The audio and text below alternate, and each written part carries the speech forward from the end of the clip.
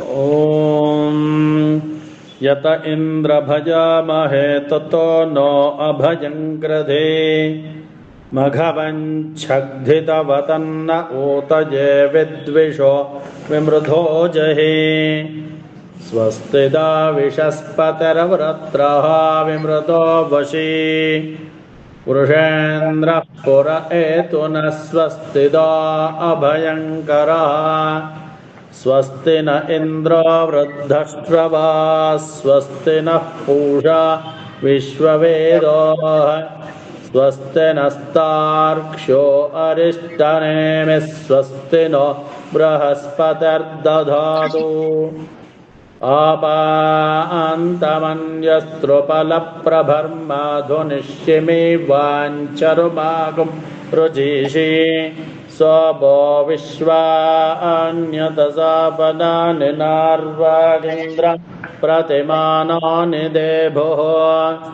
ब्रह्मजज्ञानं प्रथमं पुरस्ताद्विसीमतः सुरुचो वेन आवह सबध्निया उपमा अस्य विष्ठाः सतश्च योनि मसतश्च विवः स्यो न पृथिविभवानक्षरा निवेशनी यच्छा नः शर्म सप्रथाः गन्धद्वारान्दुराधरषा नित्यपुष्टाङ्गरेषिणीम् ईश्वरेगं सर्वभूतानां तामिहोपक्वये श्रियम्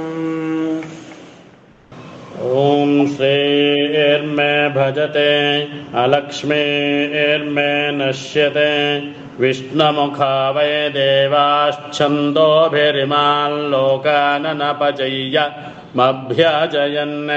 महागं इन्द्रो वज्रपाः षोडशीशन्म यच्छते स्वस्ति नो मघवकरोतु हन्तु पाप्मानं यो स्मान्द्वेष्टि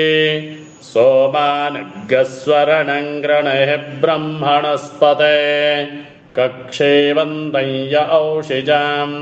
शरीरं यज्ञशमलं कुसीतं तस्मिन्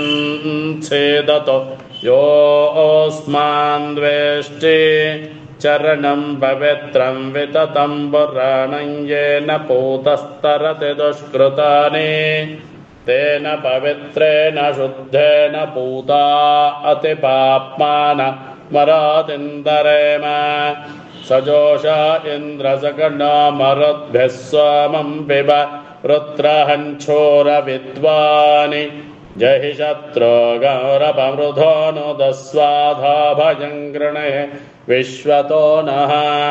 स्वमित्रा न आप ओषधयः सन्तु दुर्मित्रास्तस्मै भूया सूर्योऽस्मान्द्वेष्टिजं च वयं द्विष्मः आपोहिष्ठामयो भुवस्तान ऊर्जे दाधातना महेरणाय चक्षसे यो वशिवतमोरसस्तस्य भाजयते हनः उशतेरिव मातरः तस्मा अरङ्गमामवो यस्य क्षयाय जिन्वथा आपो जनयथा च नः।